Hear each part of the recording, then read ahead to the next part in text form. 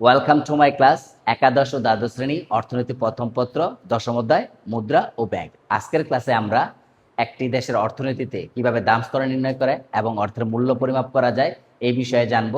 এই বিষয়ে জানতে আমরা একটা উদ্দীপক লিখেছি এখানে।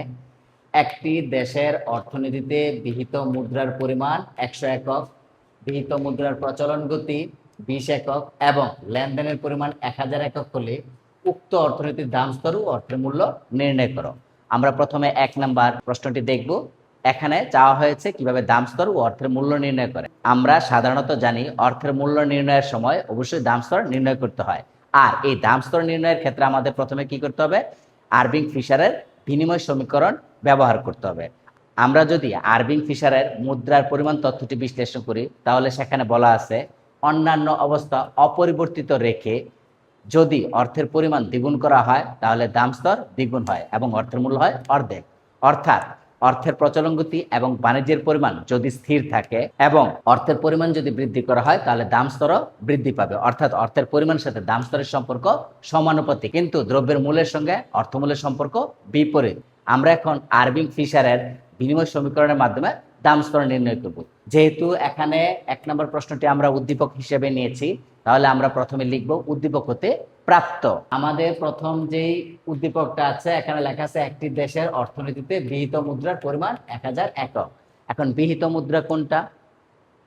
বিহিত মুদ্রা হচ্ছে জনগণের হাতে যেই অর্থটা রয়েছে। যেমন তোর হাতে 500 টাকা 1000 টাকা থাকতে পারে, আমার হাতে থাকতে পারে কিছু টাকা বা লাখ টাকাও থাকতে পারে, অথবা কারো পকেটে কোটি টাকাও থাকতে পারে। অর্থাৎ একজন ব্যক্তি বা জনগণ প্রাত্যহিক কার্যক্রম পরিচালনা করার জন্য তার হাতে যে পরিমাণ অর্থ ধরে রাখে সেটা হচ্ছে কি বিহিত মুদ্রা। ক্লিয়ার এতটুকু?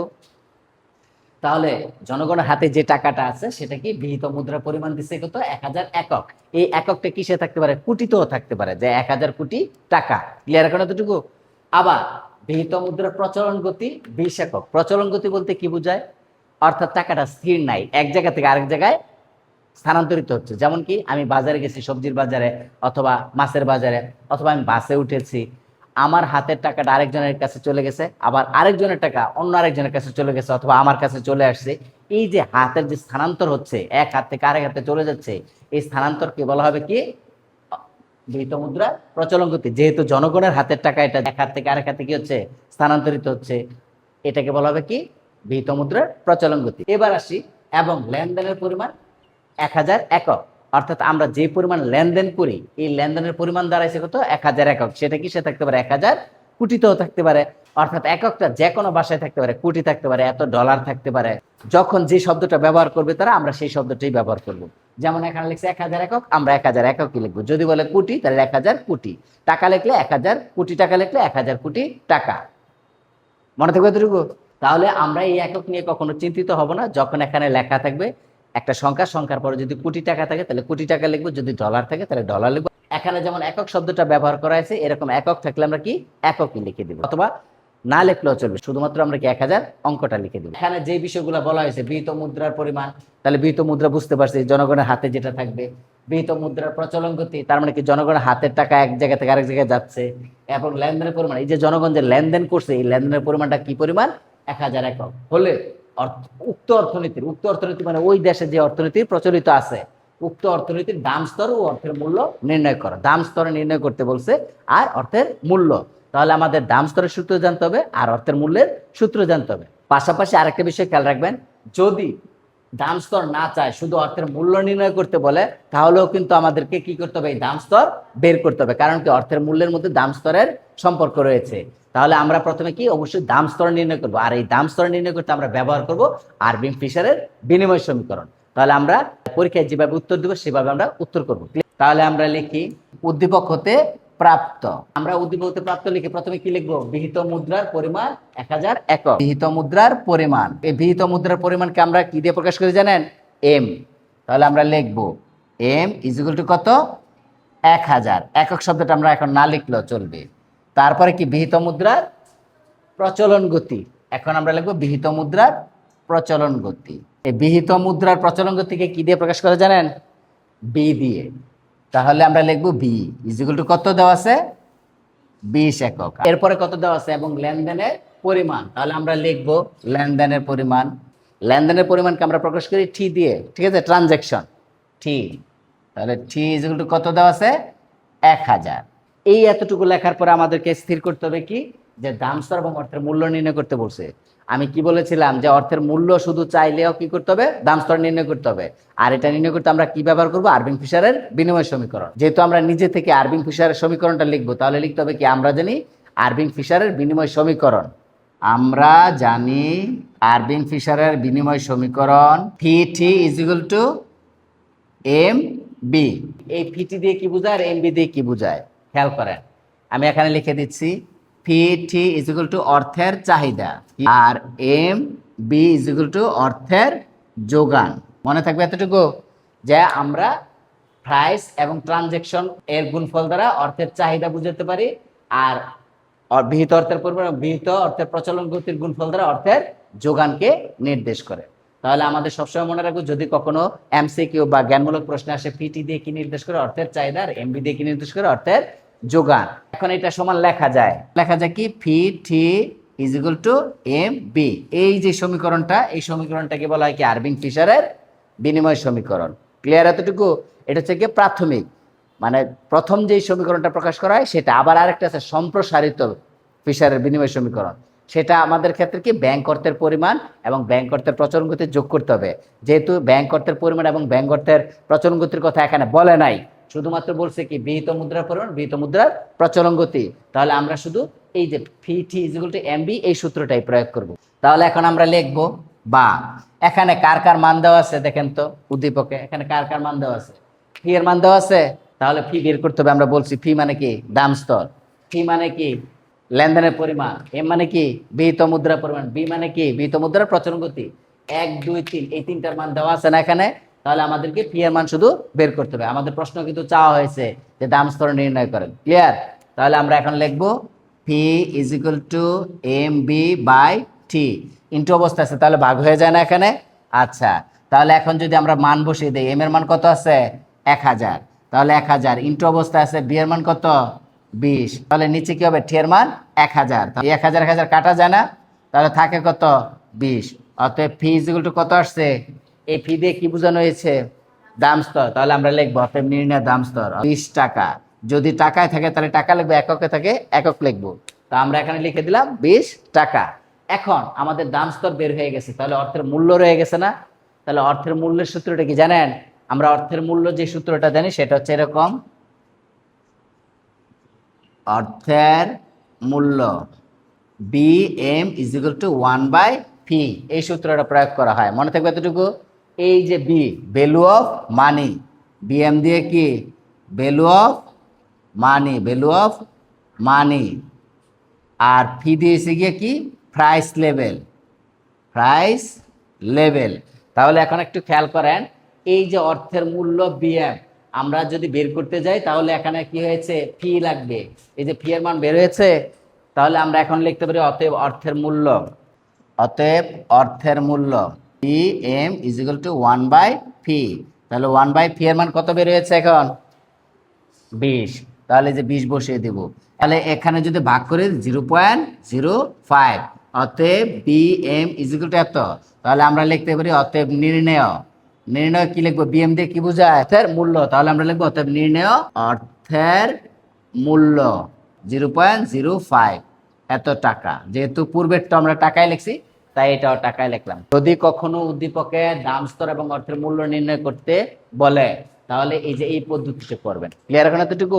আমরা পাশাপাশি আরেকটি প্রশ্ন এখানে লিখেছি, এটাও আমরা দেখব। এখানে কি হয়েছিল, যে শুধুমাত্র বিহিত মুদ্রার পরিমাণ আর বিহিত মুদ্রার প্রচলন গতি এবং লেনদেনের পরিমাণ দেওয়া ছিল। কিন্তু এখানে একটু খেয়াল করেন, একটি দেশের অর্থনীতিতে বিহিত মুদ্রার পরিমাণ 100 একক এবং বিহিত মুদ্রার প্রচলন গতি 20 একক, পূর্বে যেটা দেওয়া ছিল সেটাই আছে।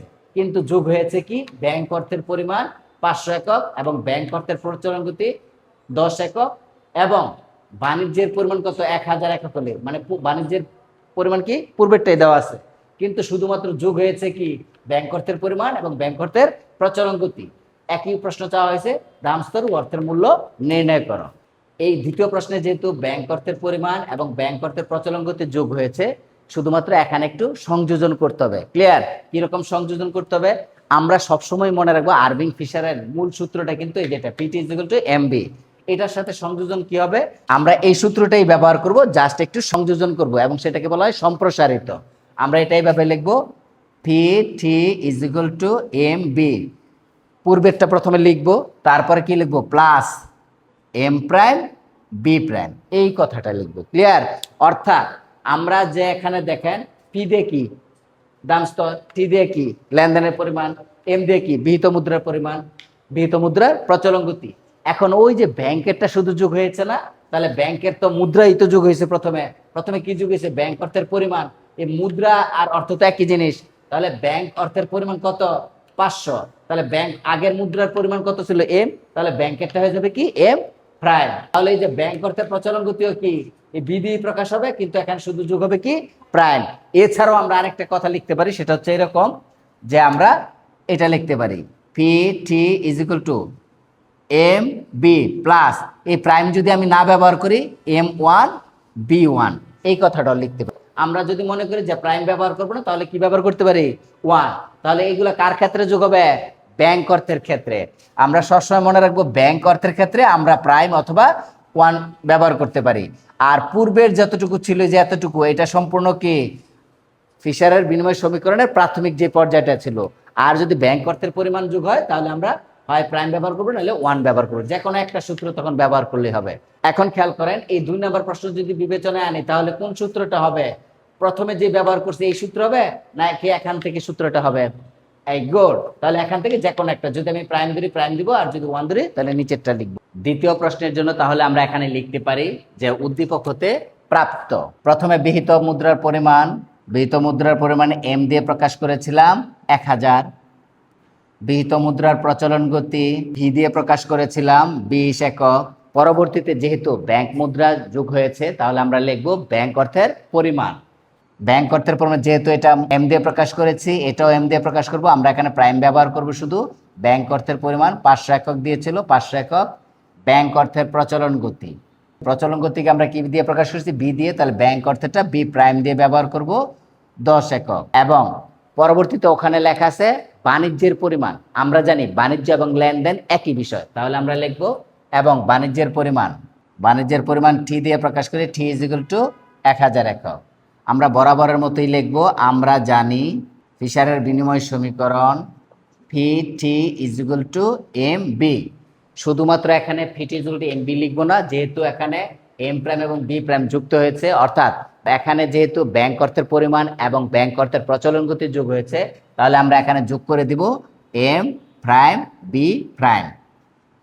এখন আমরা দাম স্তর নির্ণয় করব, P is equal to M B plus M prime V prime by T. মান বসিয়ে দেই, এম এর মান ছিল কত 1000, 1000 ইন্টু বি এর মান 20 প্লাস এম প্রাইমের মান হচ্ছে 500 ইন্টু বি প্রাইমের মান হচ্ছে 10, টি এর মান 1000। আমরা যদি এখন গুণ করে দেই, যদি 1000কে 20 দিয়ে গুণ করি 20,000, 500কে যদি 10 দিয়ে গুণ করি তাহলে 5000 ভাগ 1000। এখন যদি যোগ করি 20,000 আর 5000, 25,000 ভাগ 1000। কাটা করলে 3টা শূন্য বাদ যায়, তাহলে থাকে 25। অতএব পি ইজ ইকুয়াল টু 25। নির্ণেয় দাম স্তর 25 টাকা। এখন এই যে পি এর মান পেয়েছি, এখন এখান থেকে কি করা যায়, অর্থের মূল্য নির্ণয় করা যায় না? তাহলে আমরা লিখবো অর্থের মূল্য। অতএব অর্থের মূল্য, অর্থের মূল্যকে আমরা বিএম দিয়ে প্রকাশ করি, বিএম ইজ ইকুয়াল টু 1/ফি। তাহলে 1/ফি এর মান কত পেয়েছে এখানে 25। এখন আমরা 1কে যদি 25 দিয়ে ভাগ করি 0.04, অতএব বিএম ইজ ইকুয়াল টু 0.04। তাহলে আমরা লিখে দেবো অতএব নির্ণয় অর্থের মূল্য 0.04 টাকায় প্রকাশ করছি, যেহেতু টাকা। এখন খেয়াল করেন, এই যে দাম স্তর পেয়েছি এবং দাম স্তরের সাপেক্ষে কি অর্থের মূল্য আমরা নির্ণয় করেছি, এটাকে এখন আমরা চিত্রের মাধ্যমে দেখাইতে পারি না? তাহলে আমরা সংক্ষেপে চিত্রের মাধ্যমে এখন দেখাবো, পরবর্তীতে আমরা বিস্তারিত শিখবো পরবর্তী ক্লাসে। তাহলে চিত্রটা কিরকম হতে পারে খেয়াল করেন, বোঝার চেষ্টা করেন। প্রথমে আমরা একটা লম্ব অক্ষ নিব, আর একটা কি অক্ষ নিব, ভূমি অক্ষ নিব বরাবরই। মূলবিন্দু কি শূন্য ধরবো। ক্লিয়ার? এখন সব সময় এই ভূমি অক্ষে কি থাকবে জানেন, এই দাম স্তর থাকবে। ক্লিয়ার এতটুকু? যখনই দাম স্তর এবং অর্থের মূল্যের মধ্যে সম্পর্ক দেখাবো, দাম স্তর থাকবে কোন দিকে, ভূমি অক্ষে, হ্যাঁ। তাহলে লিখবেন এদিকে গিয়ে দাম স্তর। তাহলে এদিকে থাকবে কি দাম স্তর পি দিয়ে প্রকাশ করি। আর অর্থের মূল্যকে লম্ব অক্ষে লিখবো। অর্থের মূল্যকে কি দিয়ে প্রকাশ করি? বি এম দিয়ে প্রকাশ করি, তাই না? তাহলে লিখলাম। এখন খেয়াল করেন, আমরা জানি তো যে অর্থের মূল্যের সাথে দাম স্তরের সম্পর্ক কি? বিপরীত। আর বিপরীত সম্পর্ককে আমরা কি বাম থেকে ডান দিকে নিম্নগামী রেখা দ্বারা প্রকাশ করি। তাহলে এখন আমরা কি করব? বাম থেকে ডান দিকে নিম্নগামী একটা রেখা অঙ্কন করব। ক্লিয়ার? এখন এতটুকু। এখানে মনে করেন প্রথমে আমি এখানে একটা বিন্দু নিলাম। এই বিন্দুটা হচ্ছে এরকম। এই যেহেতু এদিকে পি, তাহলে এটা পি ওয়ান ধরলাম। এখানে একটা রেখা অঙ্কন করলাম, যেহেতু এটা বিএম, তাহলে বিএম ওয়ান ধরলাম। এটা এ বিন্দু দ্বারা নির্দেশ করলাম। ক্লিয়ার এখন এতটুকু? তাহলে প্রাথমিক দাম স্তর কত হলো? উ থেকে পি ওয়ান। তাহলে প্রাথমিক দাম স্তর উপি ওয়ান। এই দামে অর্থের মূল্য কত? উ থেকে বি এম ওয়ান। তাহলে উ বি এম ওয়ান। তাহলে প্রাথমিক অর্থের মূল্য এটা। এবার খেয়াল করেন, পরবর্তীতে দাম স্তর বৃদ্ধি পেয়ে যখন ডান দিকে যায়, মনে করেন এখানে আসছে দাম স্তর বৃদ্ধি পেয়ে, তাহলে এই বরাবর উঠলাম, এখানে একটা বিন্দু বি। এই বরাবর যদি রেখা অঙ্কন করি, তাহলে বি এম, এটা টু, তাহলে এটা হচ্ছে ফি টু। তাহলে দাম স্তর বৃদ্ধির কারণে কি অর্থের মূল্য কি নিচের দিকে চলে আসছে না? তাহলে অর্থের মূল্য কি হয়েছে? হ্রাস পেয়েছে। তাহলে এখানে আমরা যদি আইডেন্টিফিকেশন করে দিই, দাম স্তর বৃদ্ধির কারণে কি অর্থের মূল্য হ্রাস পেয়েছে। ক্লিয়ার এতটুকু? তাহলে এই চিত্রের ব্যাখ্যাটা যদি আমি দেই, তাহলে প্রথমে কত ছিল? প্রাথমিক দাম ছিল উপি ওয়ান। এখন দাম কত? উ থেকে পি টু। তাহলে পরবর্তীতে দাম উপি টু। আর প্রাথমিক যখন দাম ছিল উপি ওয়ান, তখন অর্থের মূল্য কি ছিল? উ থেকে বিএম ওয়ান। এখন দাম বৃদ্ধি পেয়ে যখন কি হয়েছে? উপি টু হয়, তখন কি হয়? অর্থের মূল্য দেখেন, এখানে যান, তাহলে উ থেকে বিএম টু হয়। তাহলে উ বি এম টু। দেখেন বুঝতে পারছেন কিনা? আমি আবারও দেখাই। যখন দাম ছিল উপি ওয়ান, দেখেন তখন অর্থের মূল্য কি ছিল? এই বরাবর আমরা যাব, তাহলে উ থেকে বিএম ওয়ান। পরবর্তীতে দাম বৃদ্ধি পেয়ে উপি ওয়ান থেকে কি হচ্ছে? উপি টু। এই যে উপি টু, তখন এই বরাবর উঠবো, এখানে কি হয়েছে? BM two. তাহলে উ বি এম টু। তাহলে অর্থের মূল্য হচ্ছে উ বি এম টু। তাহলে এখানে দেখা যায় দাম স্তর বৃদ্ধির কারণে কি অর্থের মূল্য হ্রাস পায়। এই যে বিপরীত সম্পর্ক, তাহলে চিত্রের মাধ্যমে দেখানো যায় না? এখন যদি খেয়াল করেন, আমরা যদি এখানে দামের মাধ্যমে প্রকাশ করি, এই দামটা কত ছিল? প্রাথমিক দাম কত ছিল? 20 ছিল। তাহলে আমরা এখানে লিখলাম প্রাথমিক দাম কি ছিল? 20। আর এই দামটা কত হয়েছে পরবর্তীতে? 25। তাহলে যে 25, তাহলে এই 20-এর অর্থমূল্য কত ছিল?